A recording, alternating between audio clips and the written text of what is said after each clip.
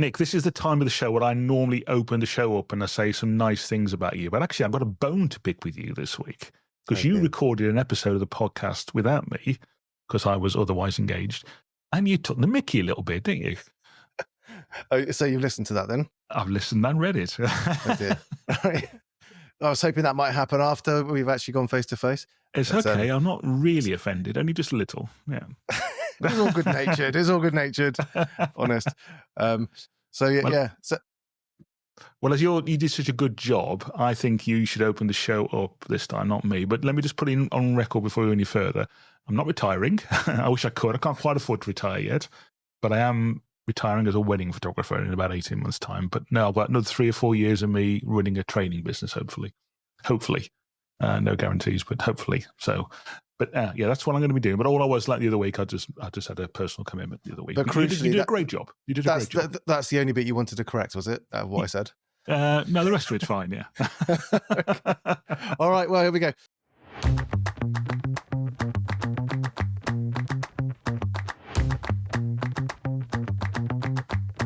You're listening to The Photography Pod, a show for both working professionals and enthusiast photographers alike. And here's your hosts, Steve Vaughan and Nick Church. Thanks very much for downloading the Photography Pod with me, Nick Church, and Steve Vaughan. Really do appreciate you downloading the pod and listening and spreading the word. It's why we do it, and we love getting together and talking about photography. And the more people that tune in, the better from our point of view. So thank you very much. So this week is a special bonus Christmas episode. So this will be going out. What date is it today, Steve? It's the 17th. So this will be going out. We'll go out in sort of a week Sunday, something like that. So hopefully before Christmas, if I manage to get my backside in gear with the editing. Yeah. So, and as is the way for these things, you can see Steve's got on. If you are joining by YouTube or looking at the reel, then you see Steve's got a Christmas jumper, says get stuffed on it. Yeah, I made the effort. Yeah. I made the effort because I turned on my Christmas lights behind me, but I otherwise just wore a blue t-shirt, which, as we know, is what Jesus would have wanted. It could have been clarity blue. Podcasters. Yeah. Well, no. Well, yeah. It's not even Bristol Rovers blue, is it? Although we don't talk about Bristol Rovers at the moment. So. I'm sure at 0 BC, football really wasn't a priority for him. So, anyway, Nick, before we start, I've got a little surprise for you. Because you and I are connected on Facebook as well now, aren't we? And I noticed the other day that you're in a pub quiz team and you're quite good by the look of it as well. You win some prizes and things, yeah? We did win our local village hall quiz, yeah, which is it's a decent standard. It was right. Well, let's see how good you are. I'm running, as we record it today, I'm actually running a Christmas quiz tomorrow for a networking group I'm in. So I'm going to try some of the questions out with you. So we've got 10 questions, Nick. Mm-hmm. We're not going to do the picture round because that doesn't really work on an audio podcast. So I'll let you choose the category, okay? Says getting the papers out. So we've got a choice of mixed bag, Christmas, mixed bag, Santa sack, I suppose. No, let's not go there. Christmas carols, Christmas carols, Father Christmas, Christmas location and places, Christmas traditions, Christmas TV specials, Christmas songs, Christmas films, Christmas #1 singles, or another mixed background. You can choose. I think I'd go for mixed bag. They're all pretty Christmassy, aren't they? It's all Christmas. It's a Christmas quiz. Yeah, so there's no sort of A-level chemistry or physics round in there, is there? Only if I sneak them in. No, all right. Let's do a mixed bag. Okay. All right. Do you want to do the first mixed bag or the last mixed bag? The last one. Oh, okay. Here we go then. Right. You're started for 10. No conferring. Okay. Which veteran, and you can play this at home, by the way, dear listener, which veteran British singer recorded a version of the Christmas standard Let It Snow, Let It Snow, Let It Snow for his 2012 album Merry Christmas, Baby? Oh, gosh. And I'm going to use 10 seconds. 10, 9, 8, 7. Tom Jones. Wrong. Rod Stewart. I want to know that one, yeah. Which Christmas-themed ballet features the characters Clara, the Sugar Plum Fairy, and the Mouse King? The Sweet a la Nutcracker. Indeed. Well done. 1 point. This is easy. In which language would you say Feliz Navidad to someone to wish somebody a Merry Christmas? Spanish. And forgive my pronunciation, any Spanish listeners. Actually, it's quite fun looking. We need to do that. Look at where people are listening. We've got some really interesting places where people listen to us. South America is one of them. Oh, right. We could do an episode in the native sort of Portuguese or Spanish. We could try. It wouldn't go very far. It'd be very, very short, wouldn't it? It would involve asking for a beer and maybe some directions. One of the benefits of having many, many years in the business world and traveling is that I know lots and lots of words in lots of languages for beer, hotel, airport, and station. Well, that's all I know. Anyway, which catchphrase dismissive of the festive spirit is most associated with the character Scrooge in Charles Dickens' novel A Christmas Carol? That'd be bar humbug. Oh, you sure you're not be looking at these questions? According to the Gospels of Luke and Matthew, Jesus was born in Bethlehem in Judea during the reign of which king? Herod. Yes, correct. I thought I was in trouble. So with easy. One. In what year was the Christmas truce a series of ceasefires along the Western Front of World War I in which French, German and British soldiers crossed trenches to exchange seasonal gifts and greetings? What year was it, did you say? Good choice of 4. 1942. No, it was the First World War, mate. Oh, sorry. No, sorry. 1917. I can only accept your first answer. Yeah, no, 1914. Oh, God. Yeah. And we can edit that bit out, presumably. No. I'm definitely going to leave that bit in. Which singer made her acting debut as Abigail Pettigrew in the 2010 Doctor Who Christmas special, A Christmas Carol, rescuing the ship aboard which Amy and Rory were travelling back with their beautiful singing? 2010, so 50. Oh, God. Billy Piper. Catherine Jenkins, she's an opera singer, isn't she? Yeah. I would not have got that if I'd have been here till Christmas 2096. Billy Piper was years before that, but that was all I could think of. Yeah, probably. When Billy Mack, played by Bill Nighy, performed Christmas is All Around in Love Actually, what line did he sing after So If You Really Love Christmas? You'll star in a hit rom-com? So close. Actually, it was Come On and Let It Snow. No. In most Western ecclesiastical traditions, what day is the first day of Christmas? The 19th. Christmas Day. Oh. And the final one, what magical object brought Frosty to life in the popular Christmas song Frosty the Snowman? A snow globe? A silk hat, apparently. So I reckon that was 6. Simple as that. Yeah, it wasn't great. I'm going to come down to your village hall and take on your team, I think. Yeah. Although it did help I had the answers in front of me. Yeah. And it helps when I've got 3 other people. And that might help as well. Yeah. They've got very broad knowledge. If you were playing along at home, if you got more than 7 answers right, then you clearly love Christmas. If you got less than 7 right, then bar humbug. That's all I could say. Anyway, should we get back on with the show? Get back on with it. Come on, get on with it. What have you been up to, Steve? What have I been up to? Well, apart from missing the recording of the last pod, bit of family stuff. Yeah, getting around some various kids in various corners of the UK, and I've got an elderly aunt up in Staffordshire. I try and look after on a regular basis. But I did go to London on Saturday. So actually Sunday, not Saturday. Saturday, I spent all day waiting for a washing machine to be delivered. Really exciting. It turned up at 5 o'clock. Sunday I went to London, did some street photography. So I rocked up with my Sony A7C II and 40mm lens, which I'm not sure about actually. Got the 40mm G f2.5, little stubby one.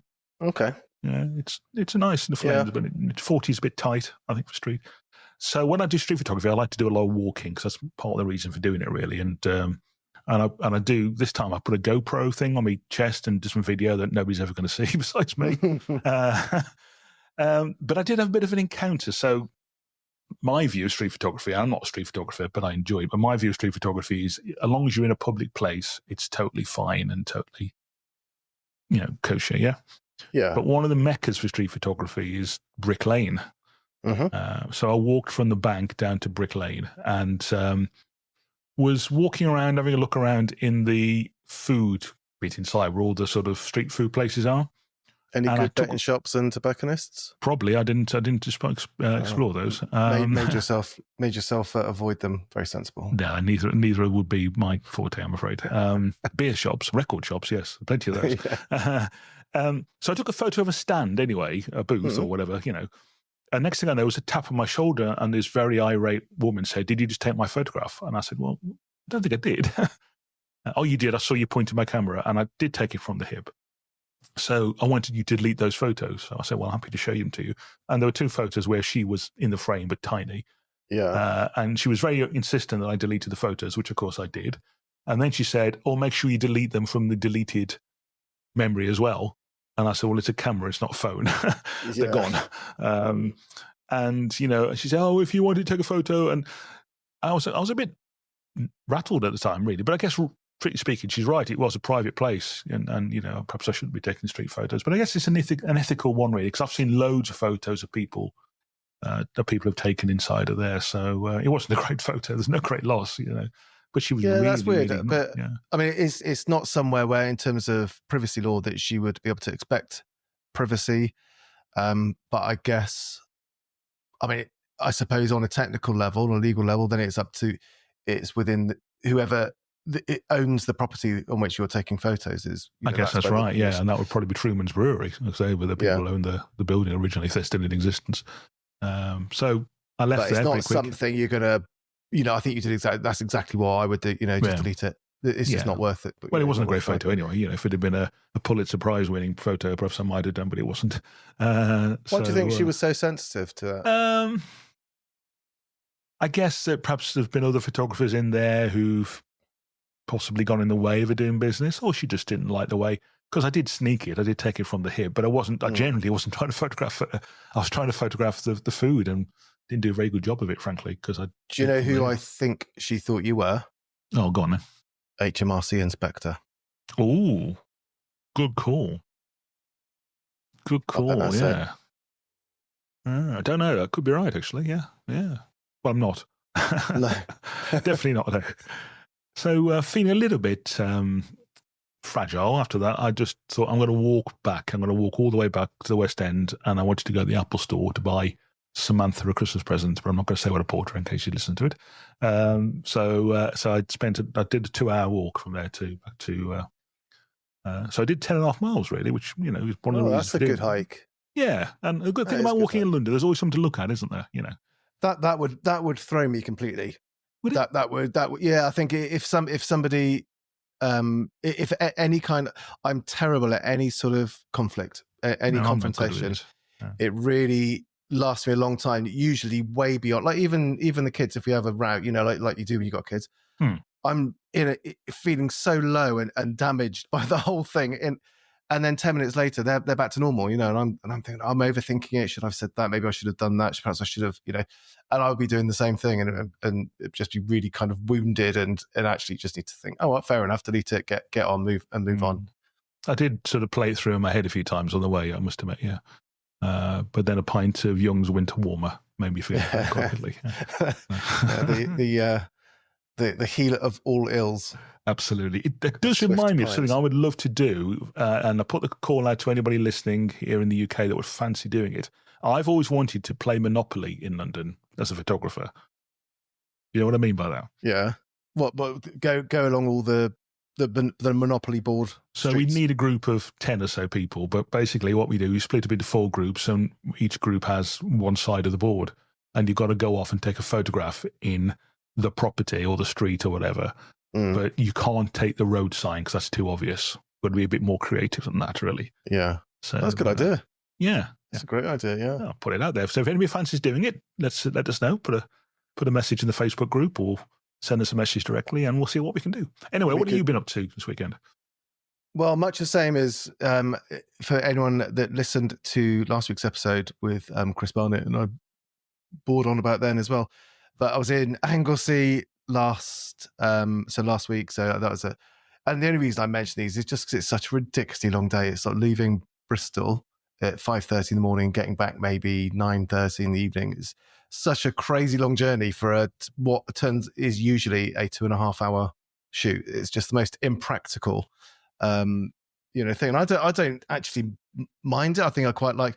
I've got this strange thing. I first had this when I was, I think I was in my proper job, project managing, and I was in the dentist. And I'd always not loved the dentist, but all of a sudden I thought, oh, this is really relaxing because I can't do anything. I can't do emails. You're just so completely sort of beholden by the dentist. And I find the same driving, actually. It's really relaxing. You're not going to be checking emails. You can't do anything. All you can do is put a podcast on, have a bit of a think, put some music on, and eat a Cornish pasty, whatever it is. But it is just it is quite a reflective time when you get a good chunk of time like that. So I don't mind it, but it is a very long day, and it just seems it's quite impractical just for one shoot. But I am the photographer of choice for high-end properties out there. So, I mean, it is a beautiful place to visit. It is. It is. In fact, we've got a book on Wales to come up in a little while. So I guess you're driving from the bottom right of Wales to the top left of Wales, or whatever that is in compass. Yeah, well, it just, I mean, the car always sends me just straight up the M6 and then all across through, past Chester and right across the top that way. So that's been doing that. I had my wedding workshop this weekend as well. Okay. So that was really great. And it's just really nice to be in among other photographers, just chatting, for such a long period of time. It's exhausting as well because I'm not, that's not my natural environment, being in front of people talking for 8 hours across on 2 days. But it was great and it was really good. We managed to get a couple. So I got a couple involved that wanted a free photo shoot and they're happy to put their wedding outfits on. So we met them in Bristol and it was cool. It was really good. So that was that was fun, but it was it's always interesting with people, and that course in particular is quite hard because you've got people that are at different stages of their career. So there was a photographer that's done 30 weddings or does 30 or 40 weddings a year.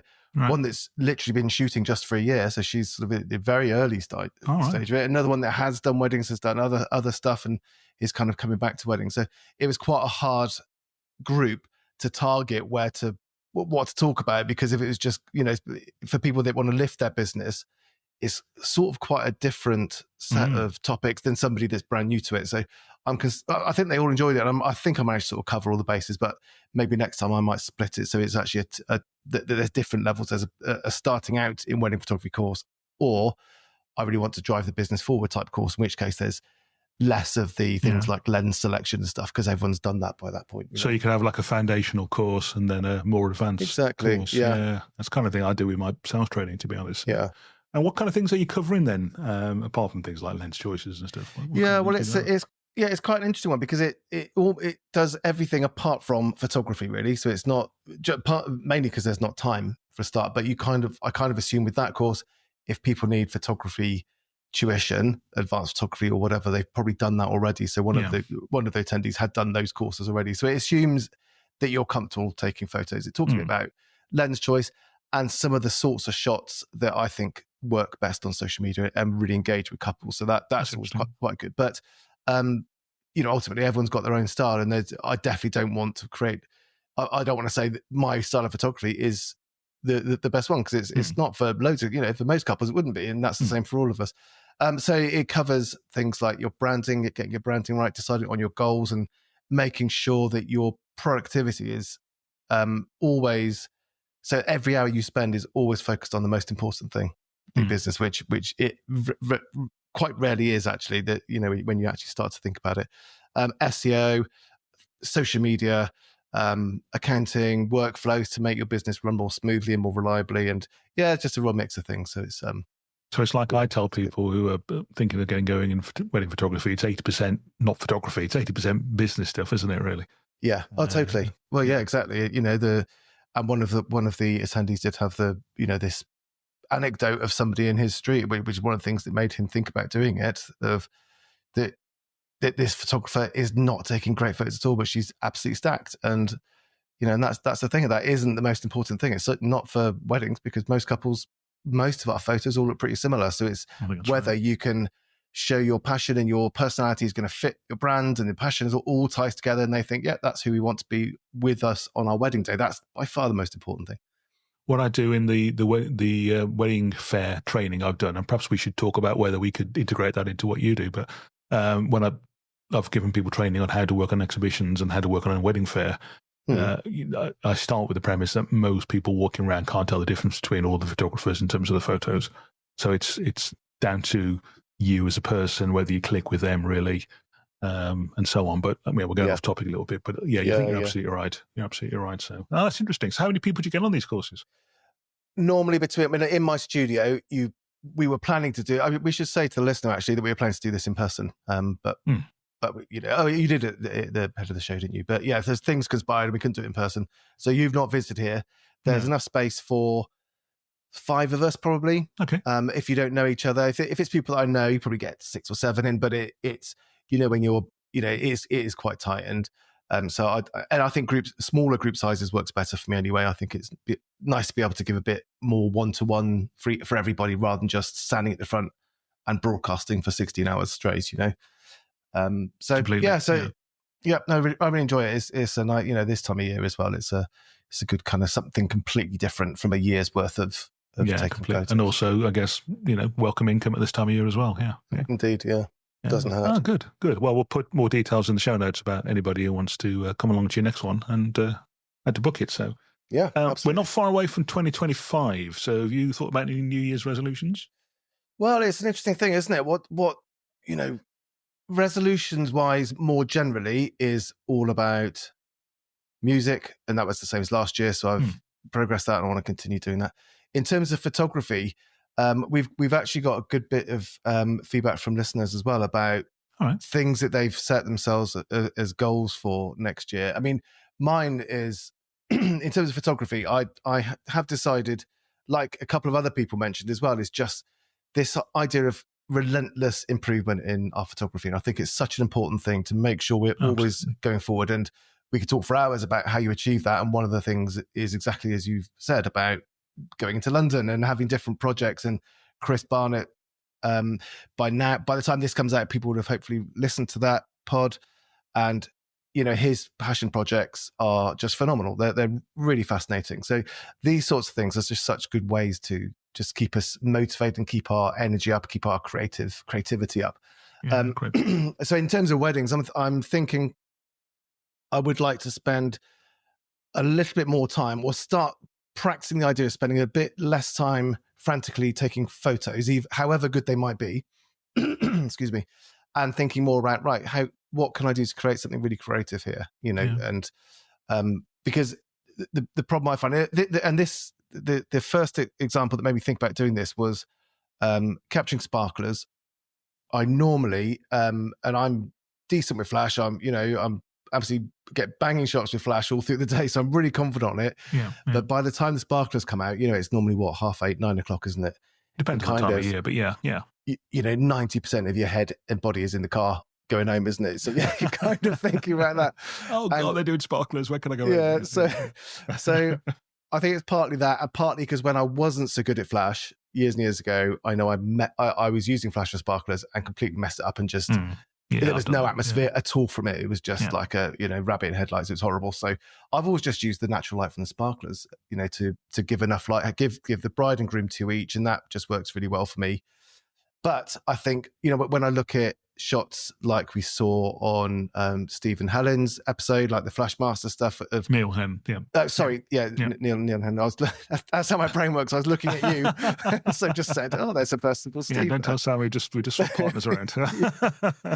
Sorry, Helen. No, got the wrong end of the deal on that one. But yeah, you see some of these shots, and it just takes a bit of planning and a bit of thought about it. I thought, I would like to, I'm going to do that. And I thought that could extend into other areas of, I think you're so right. I mean, one of the reasons I did that Flashmasters course we mentioned when Neil and Helen were on, and is that I knew I wasn't great at Flash, but I wanted to get better, even though, I see the end of the road in terms of my professional career coming up, but I still want to learn new things. It's very easy to get in our comfort zone of doing the same stuff week in, week out, really. And for sparklers, have you ever tried using a little LED light? I haven't. No, I don't. I mean, I do have some as well. I mean, I have taken some great shots with flash sparklers. It's just that I don't. It's just. I think it's just because it's so late. Yeah, and I'm just done in. I had one where actually I had two flash sets up, one behind a couple. Yeah, and one just in front. and the front one didn't go off, and they're fantastic. They look great because you've just got such great backlighting of all the smoke, the smoke and everything. Yeah, no, I've done that. Yeah, I've just played around with one of the little Manfrotto. I forgot what it's called. It's like a little round thing, and just feathering that across the couple, so not full on LED, but just to lift them slightly, and got some quite good effects for that. Really, so it's more than a million different ways to skin a cat, as they say, isn't that? Really? Yeah. So. No, I'll have a play for sure, and I'll try that out. I've got quite a nice Godox that they sent me to review, just to on hot shoe mounted. Yeah, that's the kind of thing. I mean, square thing. Yeah, they're quite useful to have in the bag sometimes. Yeah. For me, I think in terms of New Year stuff, it's obviously working towards our exit strategy for the photography business. So there was say. We've still got 30 odd weddings to do, and we'll still take bookings. We're just not going to take bookings after May 2026. Personally, I've set myself a little project that I'm going to work on over the next couple of years, really, with a mate of mine, and that's to go and photograph lots of pubs in the Black Country. Because I'm from that part I can see your thinking. This is genius. Well, it comes about because Sam bought me a book that Kevin and Neil reviewed on the FujiCast podcast about New York bars. And I got thinking one day, because I'm from near the Black Country, and whatever the Black Country is, it's that area between Wolverhampton, Walsall, and Birmingham. But strictly speaking, isn't any of those. It's in between them all. And because I've never managed to find anybody that whenever somebody says where they live and it's around there, I say, "Was that the Black Country?" They will say, "No, absolutely not." No, so it's the Cradley, Dudley, Starbridge, that kind of area, really. Okay. And of course, it's the home of the Industrial Revolution. So at the time of the height of the Industrial Revolution, every other building was a pub. And that's where the phrase spit and sawdust comes from, because they'd come out the foundries with a throat full of smoke and everything, and literally clear their throat onto the floor. So that was where the phrase comes from. But even though a lot of them are gone, there's still so many great pubs up there with lots of histories and some great characters in them as well. So I've got this idea with a mate of mine who's not a photographer but likes beer, that we're going to visit a few of them and just take pictures and try to get to know people, get chatting to some of the regulars, and try and make a project out of it. It might not go anywhere, but it's. I love it. I absolutely love it. I think that's, and it's like when Chris Barnett was talking about his projects away from food.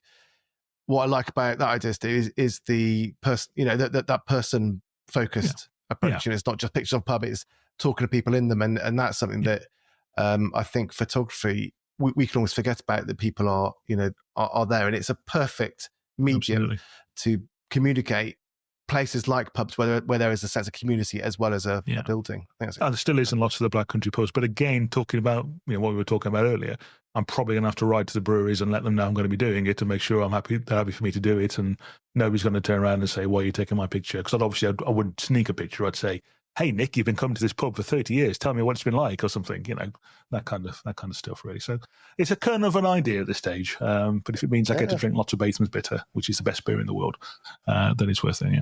What about Banks Bitter? Is that Banksy Brewery is no more. They're part of the Marston's Carlsberg empire, and they've just announced they're going to kill Banksy's Mild, which is still the most popular drink in the Black Country. Really? Yeah. God, exactly. I used to work in one of my first part-time job when I was at university in Bristol was working at a pub called the Bristol Bridge Inn, which was a fantastic live music venue. It was absolutely brilliant. It was like the best job ever because it was really dead in earlier on in the evening, so I could take my uni work.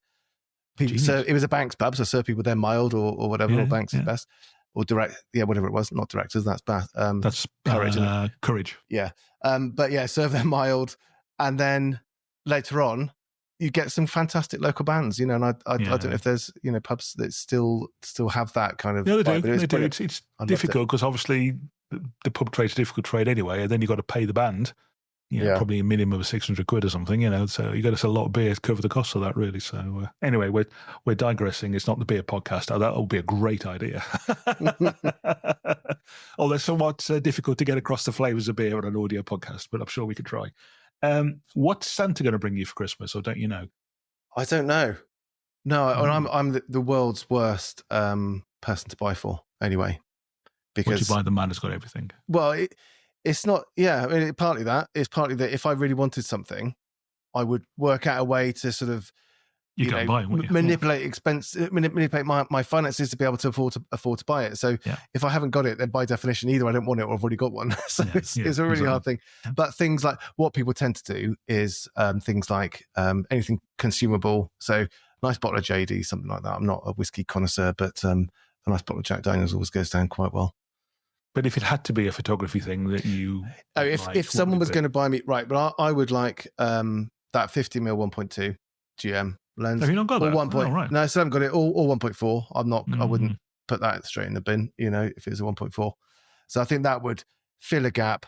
Although, as I said with Chris, it's not something that's going to earn me any more money. It's not. It wouldn't be a good business decision, but I think it is a focal length that I would really like because, like, you found with your 40mm when you're out and about, it's a little bit tight for some things. Yeah.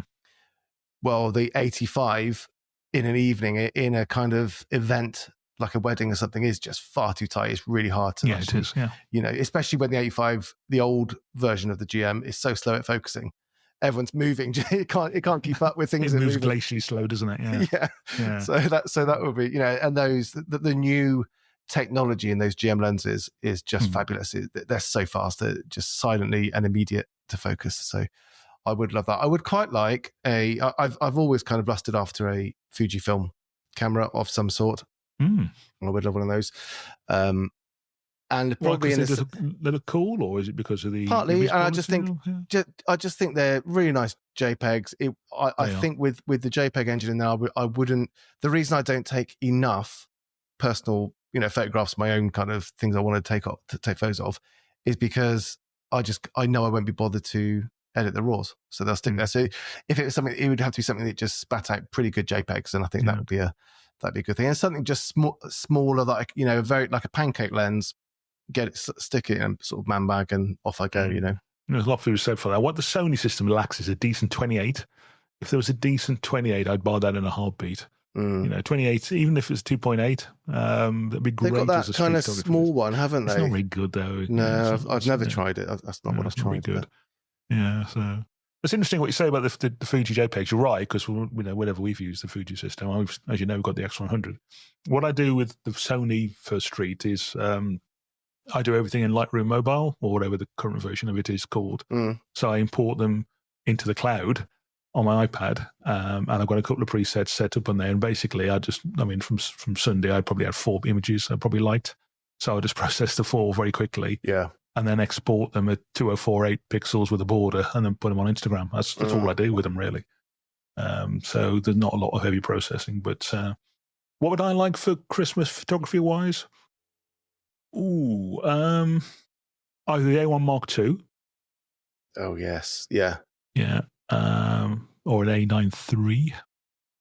The trouble is, I'd need 2. If it was a camera like that, I'd need 2 of them. You need 2, yeah. And that's quite a big ask for your sister. Or whatever.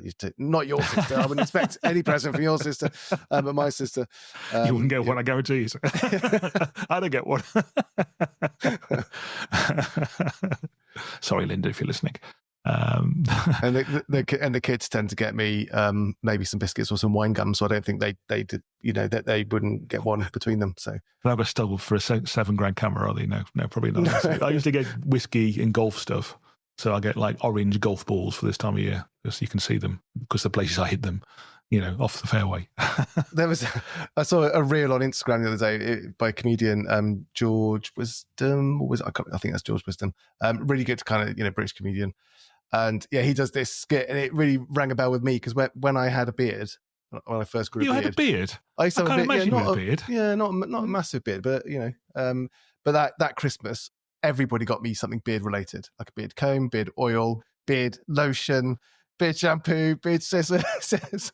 A beard net for when you go in the food factory, yeah. I think everyone was thinking, oh, thank God for that. We know what to get him now. We can get him this beard stuff. So I think all our thousands of dear listeners need to see a photograph of you with a beard now in the Fujicast. That's fine. That's fine. Fujicast in the Facebook group. Yeah. Yeah. Done. All right. That's fine. Okay, that's our challenge. Yeah. I used to have a mustache. No, I can't grow a beard. Only if you'll do the same then. Okay, I can find the photo. So there's a photo of me with my 2 kids. They would have been about 6 and 3, and I had curly hair then, and I had a big Freddie Mercury moustache, which with a gob like mine is dangerous. And I look exactly like Borat. I've never been more motivated to put up a photo on Facebook. Thank you. Yeah. We had some things from listeners as well about New Year sort of goals and things like that as well. And we had some plenty of just generally getting better at photography. And I think that's a really refreshing attitude for not only from a seasoned professional who said it, but to publicly announce that is something that they're keen on doing. I think we're sometimes a bit careful about it, saying stuff like that, or especially we're careful about saying, "Oh, I'm a bit crap at that," and it's fine, isn't it? Because that's like I've just bored my wedding attendees. Well, I haven't bored them. I'm sure they found it fascinating. I'm sure you haven't. But to be able to identify what you're good at and what you're not, or to be able to see someone else's photos and think, mine aren't like that. I wonder how I can get that. That's all the same skills you need to actually get from where you are to where what you're looking at. They're the same. Completely. They're the same skills. So, so I think that was brilliant. And we've got someone else that is a bit like you has got an idea for a project next year, and that's to focus on doing portraits for older people, or for portraits of older people for a book. And I think a book is something that Chris Barnett does a lot of. I heard that. From the last step.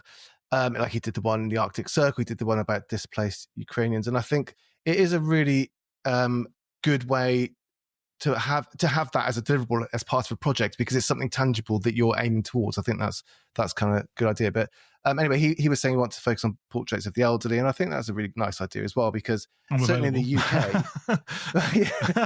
I should have volunteered myself. And he said, I couldn't tell if he was joking or not, but he said what title did he have for it? Ice, whatever it was. But my response to it was, what about calling it Zimmer Full Frame? Oh, genius. No, his was, I can't remember how to find that. I'll put it in the Facebook group because it was quite entertaining. And Please don't sue us, Zimmer Corporation. You're a big American company. It wasn't an insulting name, so that's why I wasn't sure if it was a joke or not. But that's really good, because in the UK, I think we don't place the right value on our elderly people. Like someone like Italy, they're or Greece, or loads of other Mediterranean countries. They're revered with such kind of passion. These old people, they're the wisest, most experienced people in any community, and we do tend to dismiss them a little bit. So I thought that was kind of cool. Another couple of people said just about on that before you move on, because you put an idea, a comment in my head really. So my mother was 45 when she had me, so which in the 60s was quite a big thing. So my mother lived to the age of 96. Oh wow! And she died sort of 10 years ago, and she'd come out with the same stories about the war and everything, and we'd all roll our eyes and, oh God, we've heard this story so many times. But you know what? Now, what I'd love to be able to do is press a button on this podcast desk here and just play her voice. And, we've got the technology to do it. I had the technology 10 years ago to do it, to say, Mom, tell me about what it was like in the war, or Mom, tell me about... and as you know, my older brother passed away 18 months ago. And again, I never got him to talk about things really. So I think there's, as well as the photography side of things, there's an audio thing there as well, because I would love to be able to, even my father, who died 40 odd years ago, just to be able to hear their voice one more time. Yeah.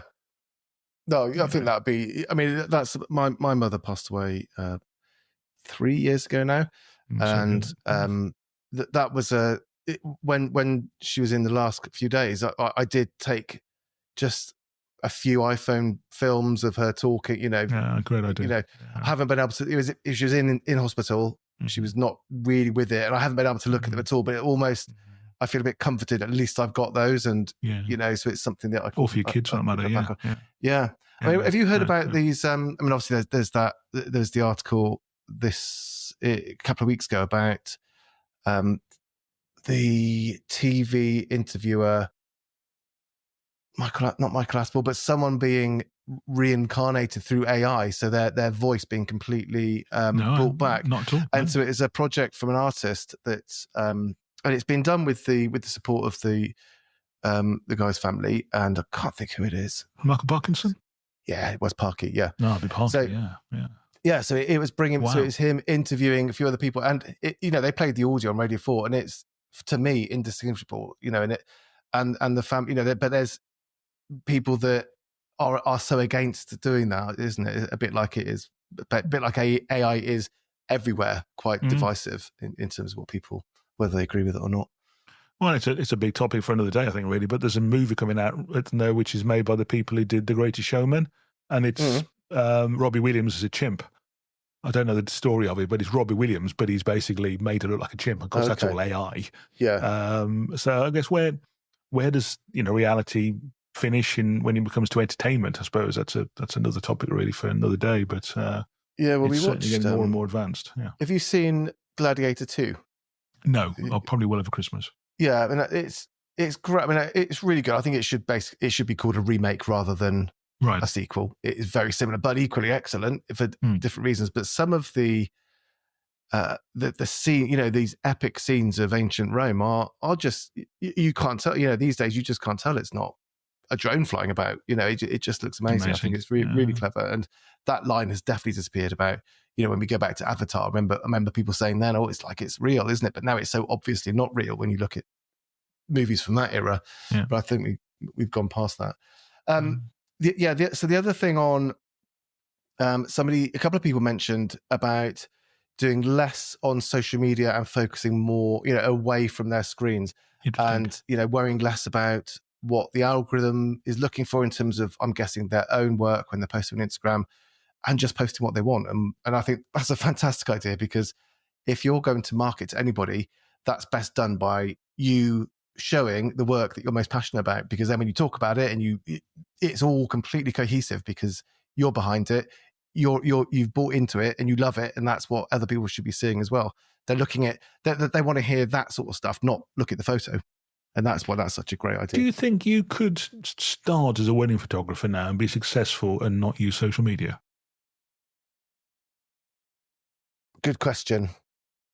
That's a very good question, because, for example, I am active on Instagram, so I post it not as frequently as I should, but I do, as is everyone else. But I've got 4,500 followers or something. Yeah. I've not taken a single booking from Instagram ever. Whereas on Facebook, I do loads. But loads of people do look at my Instagram. It's almost like a necessary shop front for people to just say, oh, right, he does exist. He is a real person. It's almost like a tick mark to show that you're credible, isn't it, really? Yeah. So that, be interesting to see, wouldn't it, if that makes sense, if that would make a difference. I know when people have said, when they have, like you'll be doing, in the future, you sort of winding your wedding photography business down a bit, when you stop marketing in the same way, the inquiries drop off off a cliff. You wonder is it worth keeping posting all the time? But the proof is out there that if you stop doing it, you won't get any inquiries at all. So I would think it'd be extremely hard. Maybe some niche, some very niche photography. You might be okay. I think you'd have to be very, very close to some key venues, wouldn't you? So I mean, we've been running through weddings that we've done this year on Instagram, but we do that really because partly we like doing it, but also our couples like us doing it, and but it's not particularly trying to chase business, because we don't, I've not blogged for ages. I'm not SEOing stuff. We'll probably get another 3 or 4 bookings, I would think, over the next year, and that would do us really. Yeah. But I've got 3 Instagrams now, and that confuses the hell out of me. So we've got the wedding photography one, I've got my personal one, and I've got one for my radio show that I do on Incapable Staircase every Monday, just plugging it. Very good as well. I can vouch for that. Thank you very much. You've got to like rock music, otherwise it's the wrong thing for you. But should we not do a photography pod Instagram feed then? Oh, I think we're going to have a planning call, aren't we? One of these days. Yeah. I think that was on the discussion, really. Yeah. Do we need a Because there's no point having it if neither of us have got enough time to update it. But if it's got value, that's cool. What else do people say? Someone's doing less work in public these days, and if they do, they prefer just being a bit more selective about who they're working with, and that's quite interesting, because it's kind of always that's the goal, isn't it, to be able to select and say, oh, I don't think that shoots for me particularly, and I've always been the exact opposite of that. And I'm, unless somebody was completely 180 degrees from me politically or anything, I wouldn't shoot their wedding, because I do tend to do a bit of a Facebook stalk on couples.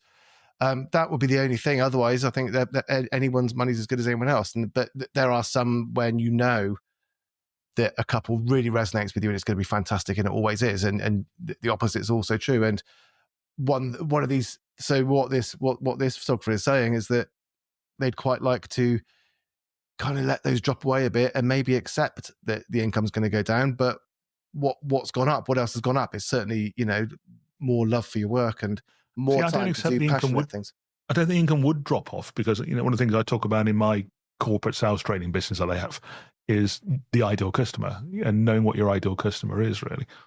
And if you're clear about what your ideal customer is and you stick to your guns on that, I think you'll get more bookings because you'll be able to find those ideal customers better. They'll recognize what you do more.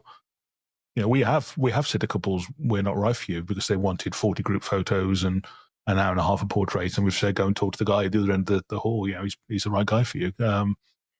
So I think, to me, and I'm not a marketeer, but I think the more you're clear about, let's face it, why did we all start doing this kind of thing for a living and leave the corporate world? Because we wanted to do the stuff we wanted to do, really. So why shoot weddings that we don't want to do? Yeah, I know we need the money, of course, but I think the more that we're able to sort of be clear as to, for us, our ideal customer is second time around in their 40s with loads of money.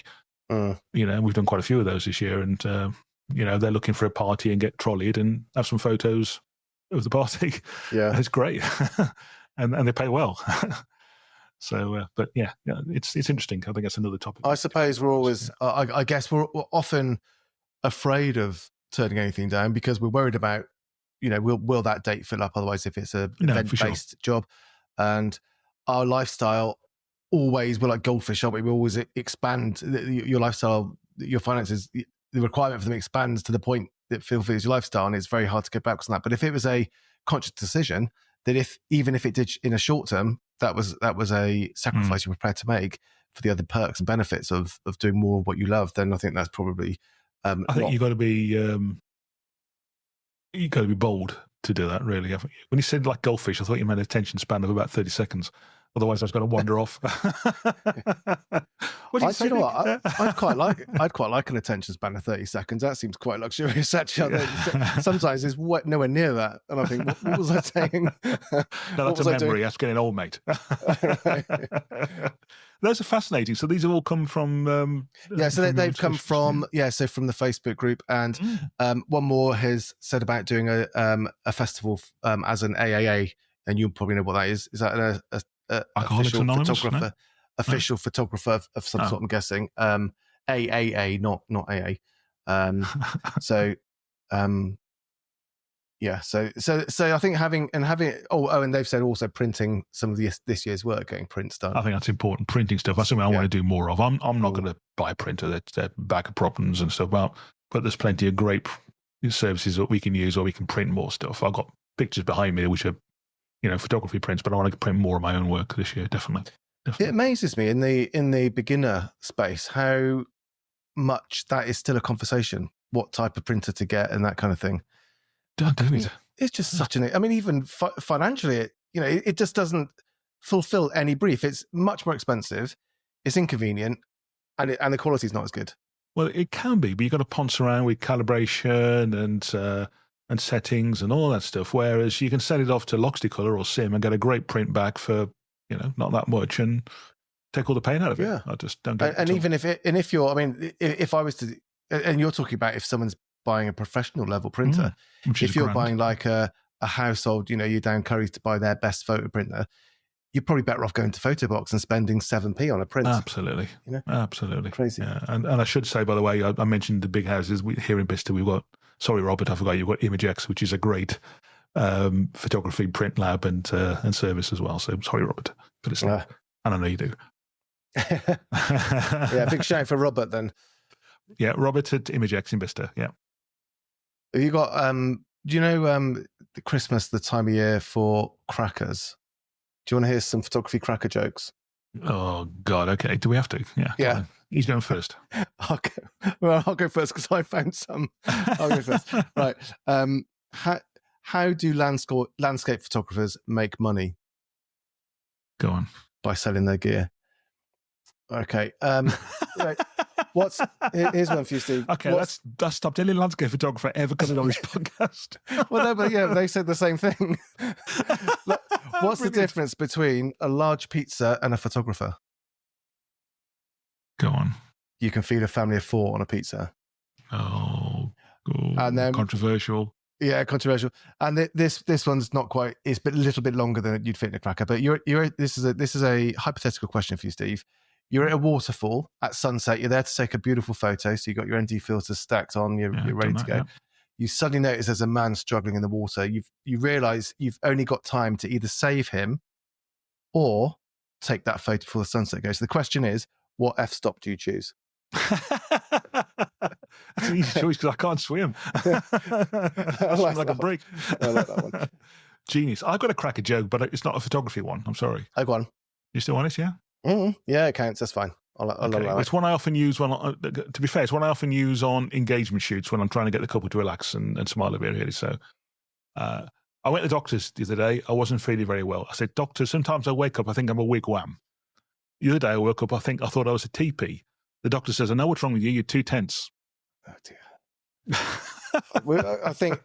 Thankfully, the ability to edit is so easy with these platforms. Now that one's staying in. That was staying in. Can I do a book of the week? Because I've got a book. I found a book upstairs. Yes, hang on. Let me reach behind. Hang on. Okay. I'm just reaching behind, dear listener.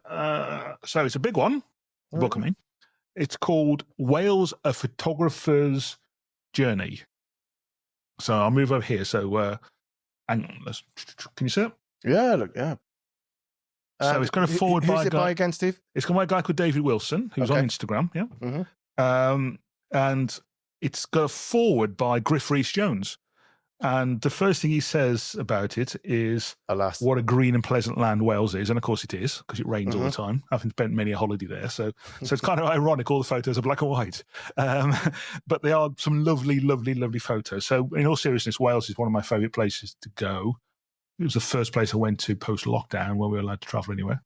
Well, I think that certainly the northern part of Wales is one of the most stunning scenery possible. Pembrokeshire as well, and all that. Yeah, this guy lives in Pembrokeshire. But it's lots of lovely. Yeah. Sorry, go ahead. Yeah. No, just very Nordic, isn't it? It's the landscape from mid Wales up through Snowdonia. You could be travelling through Norway, just as you very, very regularly. Yeah. Yeah. So lots of black and white photos, lots of nice landscapes, some photos of cathedrals and churches, some bookshops like Hay on Wye, which is that in Wales? I thought it was in England. Anyway, borders. Yeah, it's close, isn't it? Close enough, yeah. Just a really nice book. So if you like black and white photography and if you're Welsh or you like Welsh things, I'd strongly recommend it. I bought it on a trip to Wales and I've quite enjoyed looking through it and getting inspiration for my terrible landscape photos. So I'll put the show notes in the... we'll add that to the show notes. I've got one for next week as well. Cool. It's of a similar sort of theme to that, so I won't do it this week because it's similar.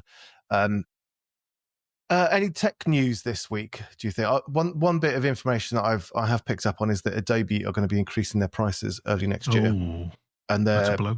By quite a whack as well. It's the photography package, which is either the Lightroom one or the photography one where you get Photoshop that were previously $9.99 or $9.98. They'll be $14.99. So they're whacking a 50%, isn't it?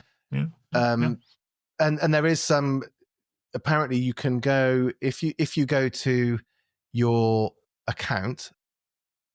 I was reading that there's a way you can sort of at least delay the inevitable. You can go ahead and buy a year if you buy a year at the current price. And it might be worth doing that, so people might want to check out their accounts whether they can just buy the next year rather than paying monthly, just to sort of That's a good tip. I have the full Creative Cloud suite only because I like Adobe Audition to edit this podcast with, and if you have it on its own, it's like 30 quid or something ridiculous. But it's the only one I don't. I hate Premiere Pro with a passion, and I don't use any of the other ones. So. And I guess that's one of the things I'm going to have to face when we do phase our business out is all the things that we currently pay for through our business like that and, phones and broadband and stuff. Yeah, that's a good point. That's tough, isn't it? Because a lot of these become relatively negligible when there's loads of work coming in. But as you go down, if you've got one shoot to edit, you still need the same amount of tools as if you had 100. Yeah. So it's, and it does become per shoot a lot more expensive. I've got the same thing. I've got the Adobe full thing, but that's because I need Photoshop, Lightroom, and also Premiere because I with the wedding films I do. If other people edit them for me, then I get projects back as Premiere typically. So I need to use that and Final Cut, and the two together is just you might as well go for the all apps. Yeah. And I do use that podcast audio, AI audio quite heavily. As well I play with it, but I still tend to do most of the heavy lifting in this in Audition myself, really, because I like doing it and I know how to do it. So, other interesting news, I heard that I think Samyang are bringing out a range of sort of premium lenses for Sony E-mounts, so like the equivalent of the Sigma art lenses. So the first one's going to be a 35-1.4, but AF. So I've never used a Samyang lens. I don't know how good they are, but this one apparently is going to be a bit more of a premium lens. Be interesting what price is that, because they're Korean, aren't they, Samyang?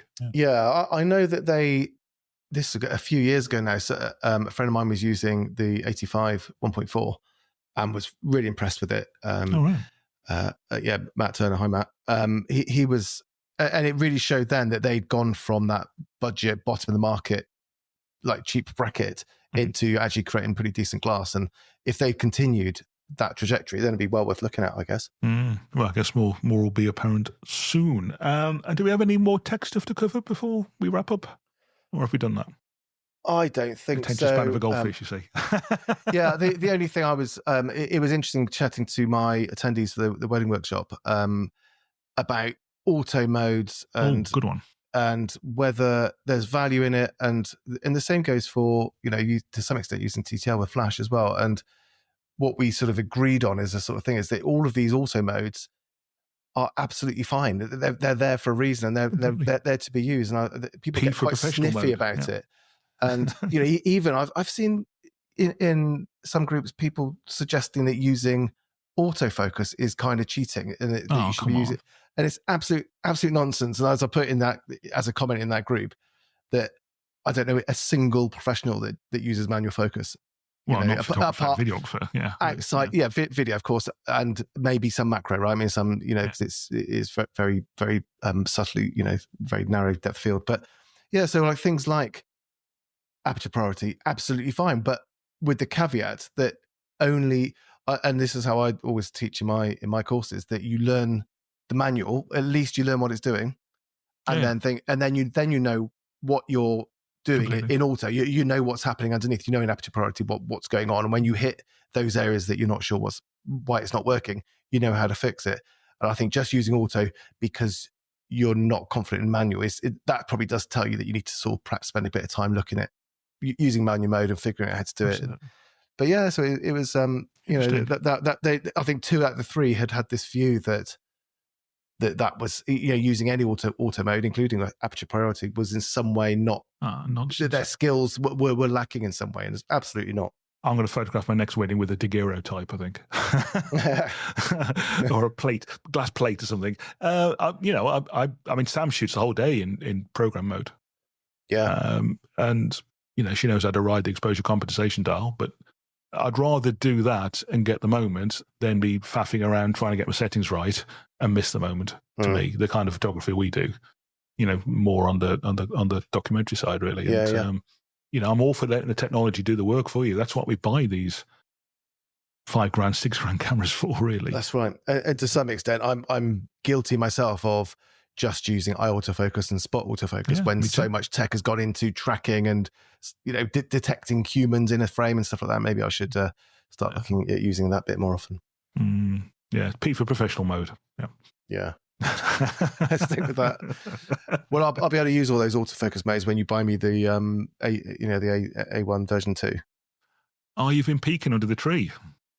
Yeah, well, I've seen what I bought you. Yeah, and if you, I tell you what, if you buy one, I'll happily buy myself the other one. Okay, that's a great deal. Yeah, let me think about that. Okay. How about no? As Mr. Trump says. So, should we think about wrapping this up? Let's just very quickly talk about what we're planning to do in 2025, because I know you've got some guests lined up. You do the heavy lifting on the guests, Nick. Who have you got lined up for 2025? We have got Chris Kirkham, who is another exceptional food photographer. Great. We have got a landscape photographer and a street photographer, and they're just selecting dates. So we'll have Chris Barnett is out already. We've got this episode, and then early in the new year we'll be recording one with the other Chris, and it'd be really interesting to see how they come about food photography in different ways. Chris Barnett is a very strategic and lots of planning. Almost all planning takes one shot and that's done. He checks his in focus and that's job done. Be interesting to see how that changes with the other Chris with the K. Yeah, very interesting. Yeah, absolutely. So. Looking forward to that, and we will do one face-to-face as well, because we still do this over an app called Riverside at the moment, so but we will do one face-to-face, I promise. So can I wish you, in all seriousness, Nick Crick? I still talk about all the Chris's. Can I wish you, Nick? Been called worse, to be honest.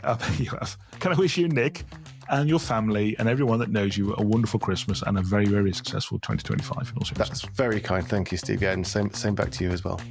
And most importantly, we wish you, dear listener, exactly the same. If you celebrate Christmas or if you call it the holiday season, depending on what part of the world you're in, have a very good one. Have a great 2025 again. We'll be back in a couple of weeks' time. Until then, have a great time. Happy shooting out there, and we'll talk to you soon. See you in the new year.